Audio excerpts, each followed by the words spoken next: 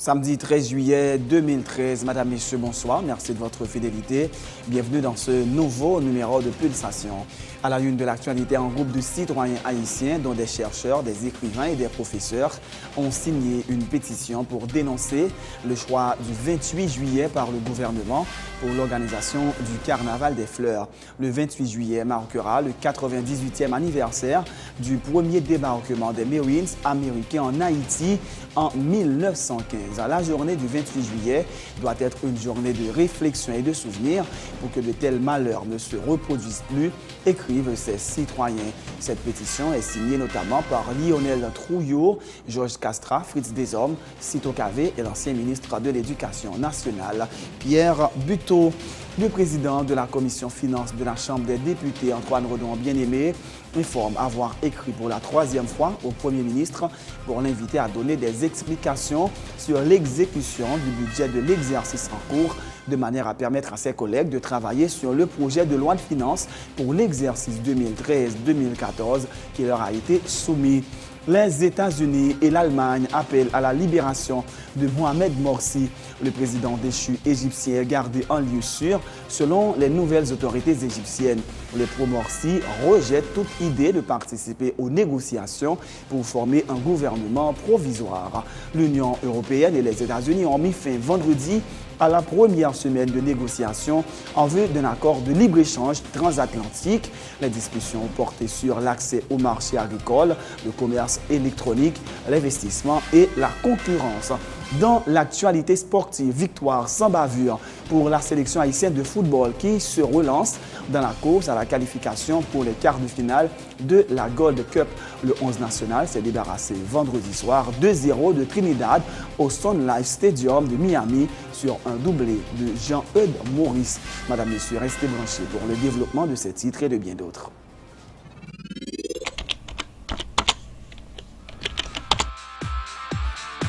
Bienvenue dans cette édition d'Information Pulsation, l'essentiel de l'actualité de la journée. Merci de votre fidélité. Bienvenue dans ce premier numéro de Pulsation Week-end.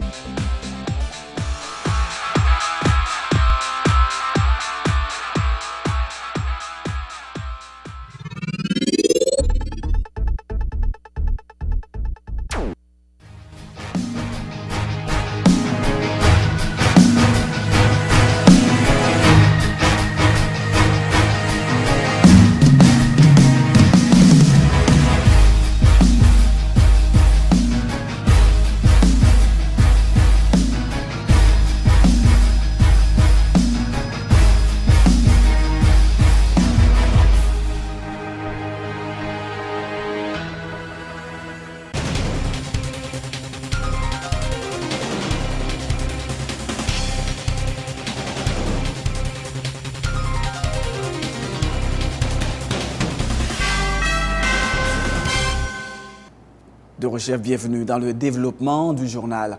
Un groupe de citoyens haïtiens, dont des chercheurs, des écrivains, des professeurs, ont signé une pétition pour dénoncer le choix du 28 juillet par le gouvernement pour l'organisation du Carnaval des Fleurs. Le 28 juillet marquera le 98e anniversaire du premier débarquement des Marines américains en Haïti en 1915. La journée du 28 juillet doit être une journée de réflexion et de souvenir pour que de tels malheurs ne se produisent plus à un moment où les voix du pays se lèvent pour demander le départ de la MINUSTAH, écrivent ces citoyens. Lionel Trouillot, Georges Castra, Fritz Desormes, Cito Cavé et l'ancien ministre de l'Éducation nationale, Pierre Buteau, ont signé cette pétition pour demander le report du carnaval. Le Carnaval des Fleurs est annoncé pour les 28, 29 et 30 juillet prochains. Autre point de l'actualité, le président de la commission finances de la Chambre des députés informe avoir écrit pour la 3e fois au Premier ministre pour l'inviter à donner des explications sur l'exécution du budget de l'exercice en cours, de manière à permettre à ses collègues de travailler sur le projet de loi de finances pour l'exercice 2013-2014 qui leur a été soumis. Antoine Redon-Bien-Aimé affirme que cette séance de travail devrait avoir lieu le mardi 16 juillet et le Premier ministre, qui détient également le portefeuille de la planification, devra se faire accompagner du ministre ministre des Finances, Wilson Lalo. Le parlementaire affirme que, suivant le calendrier de travail qui a été élaboré, la commission devrait remettre son rapport au bureau de la Chambre basse au plus tard le 29 juillet, après avoir rencontré divers secteurs de la vie nationale, dont le Forum économique. Mais il affirme que ses collègues n'ont pas l'intention de se pencher sur l'analyse du document sans les explications du Premier ministre sur l'exécution du budget de l'exercice en cours. Faut que moi dis nous au départ, depuis la conférence des présidents lundi, plusieurs collègues ont estimé qu'il faut qu'ils attendent Premier ministre, ministre des Finances avec ministre de la Planification sous exécution budget pour l'exercice fiscal 2012-2013 là, avant pour qu'on qui contrainte qui était gagné, qui état d'avancement et qui résultat qui gagne. Et nous sommes obligés d'écrire une lettre au président bureau pour mardi si Dieu veut nous recevoir Premier ministre, ministre de la Planification avec ministre des Finances. Ça fait 3e fois que nous écrivons bureau sur la même question ça parce que les collègues ont toujours demandé faut Premier ministre avec ministre des Finances spécialement bail explication. Comme nous connaissons le Premier ministre, c'est le même qui ministre de planification tout, il est obligé de venir, il a 2 explications pour le bail en même temps. Et lundi matin, nous avons pour nous recevoir le forum économique là, de 10h à 1h et de 1h à 4h, nous avons recevoir la société civile avec partis politiques pour faire nos pas de préoccupations par rapport à l'enveloppe qui gagne, qui est allouée pour l'exercice fiscal 2013-2014 là. Nous avons commencé à travailler avec l'ensemble des secteurs. Depuis mercredi, nous avons commencé à entendre toutes les ministres. Et le 26, pour nous finir d'entendre, le 27 qui est un samedi, nous avons réuni, la commission a réuni pour nous travailler sur le rapport. Lundi, cap 29, pour le rapport qui est déposé sur le bureau Chamblanc, de façon pour faire ça, pour le budget à voter à temps, pour ne pas gagner retard. Et période navette qui a bien, c'est 15 jours d'après loi sur la comptabilité publique et la Constitution pour nous respecter le fois pour toutes. Que d'explications au besoin claires avant qu'il y ait au travail. Quelle explication au besoin? Il y a besoin qu'on ait une série de fonds qui sont alloués, non série de rubriques en enveloppe ça, qui pas décaissé, montant pas décaissé, il faut qu'il y ait pour quelle raison? Est-ce que c'est capacité d'absorption que le ministère n'a pas gagné? Ou bien est-ce que c'est volontairement que le ministère des Finances n'a pas décaissé pour eux? Qu'on pas quelques questions qui sont proposées. Et surtout, nous connaissons plusieurs autres problèmes qui pourraient faire la une. Parce que les collègues qui ont préparé, il y a plusieurs problèmes qui pourraient poser. Parce que surtout, nous avons dans la droite, nous avons un paquet de problèmes qui ont parlé aujourd'hui, il y a des explications qui pourraient poser, il y a des informations qui ont besoin. Les responsables de la AITEL multiplient les actions en vue d'empêcher à l'État haïtien de liquider de manière juste arbitraire les biens et propriétés de l'institution. L'un des avocats de la compagnie, Maître Evel Fonfon, informe avoir sommé l'État haïtien de restituer à l'AITEL les documents administratifs saisis au bureau de l'institution à l'angle des rues Grégoire et Darguin lors de sa fermeture le 26 avril 2012. Il affirme que le PDG de la AITEL, Franck Siné, est prêt à rembourser ses dettes pour permettre à la compagnie de pouvoir reprendre ses activités, ajoutant que cette situation réclame une intervention des plus hautes autorités du pays et nécessite l'adoption d'une solution négociée. Nous sommons à l'État haïtien, à la DGI, pour que vous restituiez nous tout document, et je vais l'expliquer pour qui ça. Tout document AITEL et tout document administratif de la AITEL et de la famille Siné, que dans l'opération 26 avril, là, de façon manu militaire, mettez Franck dehors dans AITEL, et nous demandons pour remettre nous tout document ça. AITEL prêt pour le payer toute dette que lui doit. Reconnaître que il y a une bonne volonté de la part du président du conseil d'administration de la AITEL, M. Franck Siné, pour le payer tout ça que le doit. Moi bien dit oui, ça lui doit, pas ça le pas doit.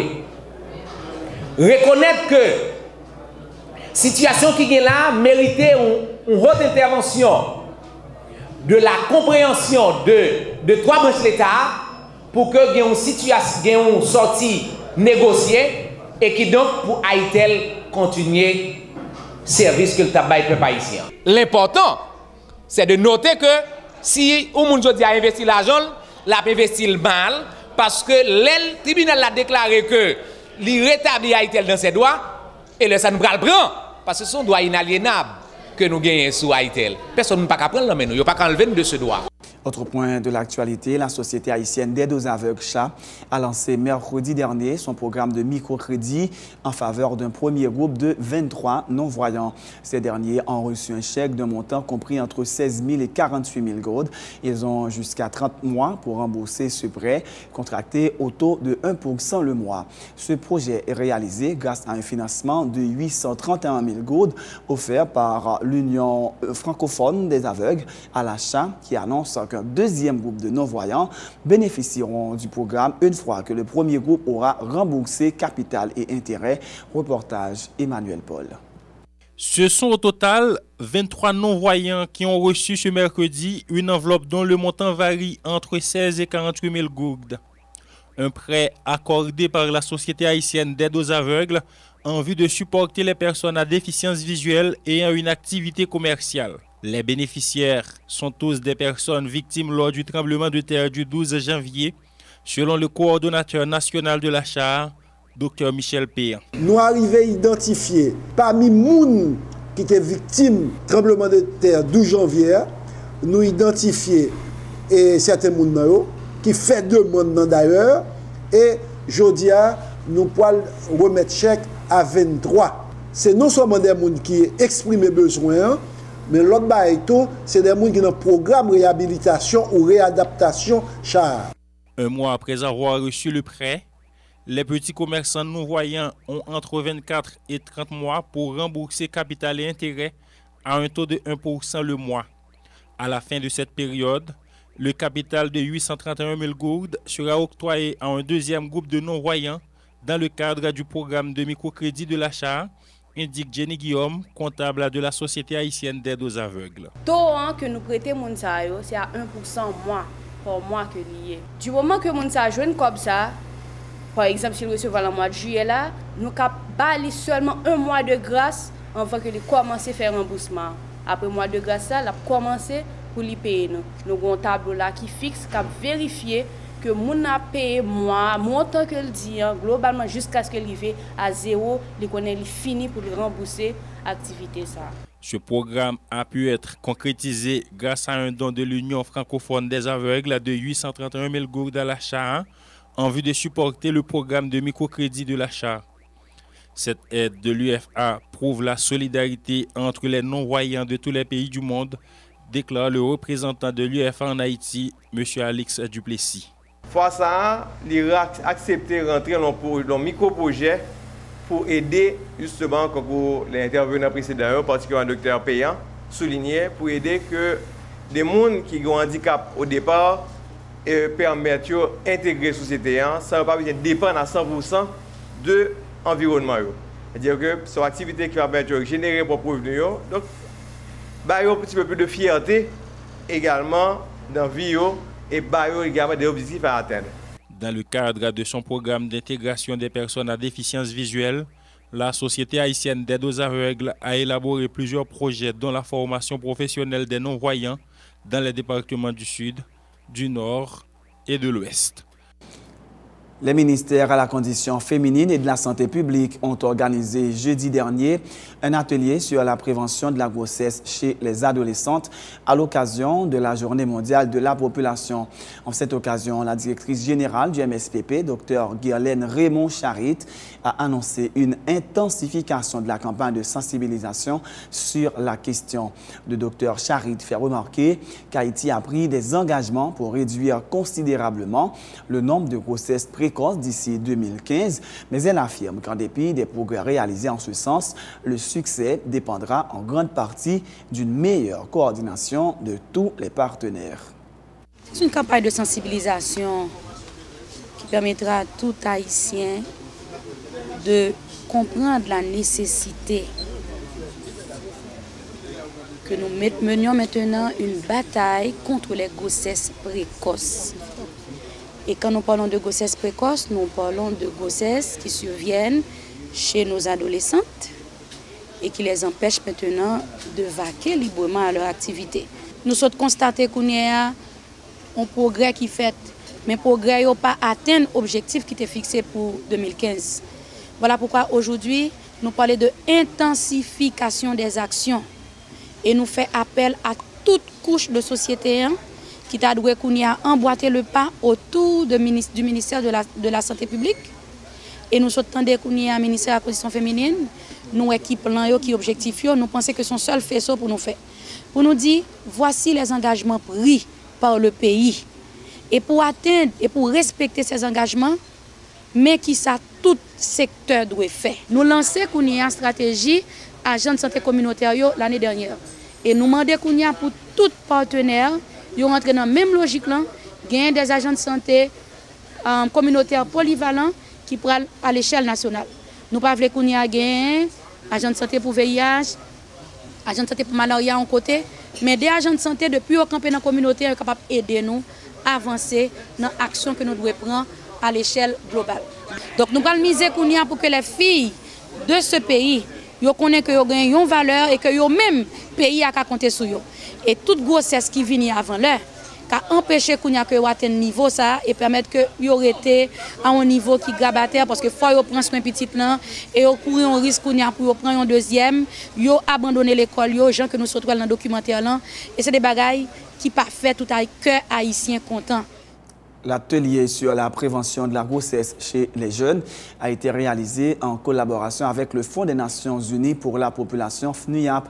Le représentant du FNUIAP en Haïti, Ramiz Alakbarov, affirme remarquer une augmentation substantielle de l'utilisation des méthodes modernes de planification familiale ces 10 dernières années dans le pays.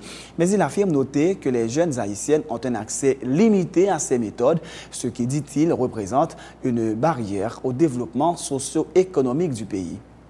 On peut constater qu'en Haïti, l'utilisation de méthodes de planification familiale pendant les dernières 25 ans a augmenté dans une mesure très dramatique. Par rapport de l'année 2004 jusqu'à l'année 2012, on peut déjà dire que l'utilisation de méthodes de planification familiale augmente plus qu'1% par année. Ça veut dire si à l'année 2004-2005, 24% de femmes haïtiennes en réunion a utilisé les méthodes modernes de planification familiale, aujourd'hui, ça augmente, cette chiffre augmente jusqu'à 34%.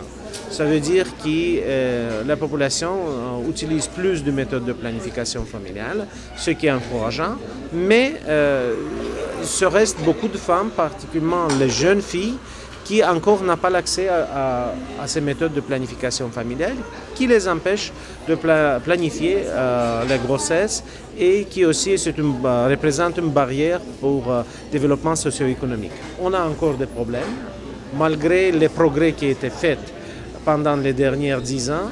Comme vous savez, les résultats du rapport EMUS5 qui étaient émis dans 2-3 jours, cette enquête nous montrait une amélioration modeste à travers de plusieurs objectifs, mais on n'est pas encore là. Ça veut dire qu'après l'année 2015, on doit encore définir nos objectifs et travailler au-dessus. Comme ça, il y en a un progrès, mais on n'est pas encore là. Pour cette campagne même, on a déjà commencé avec plusieurs organisations comme VDH, Force Rêve, Centre pour les femmes ouvrières, CPFO, notamment Pro-Famille.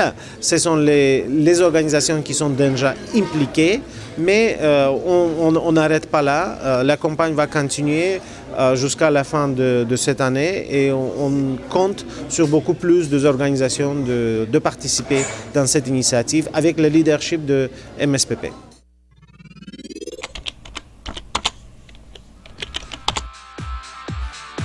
Bienvenue dans cette édition d'Information Pulsation, l'essentiel de l'actualité de la journée. Merci de votre fidélité. Bienvenue dans ce premier numéro de Pulsation Week-end.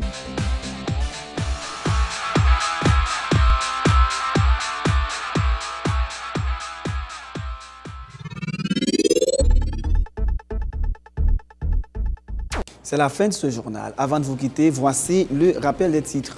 Un groupe de citoyens haïtiens, dont des chercheurs, des écrivains et des professeurs, ont signé une pétition pour dénoncer le choix du 28 juillet par le gouvernement pour l'organisation du Carnaval des fleurs.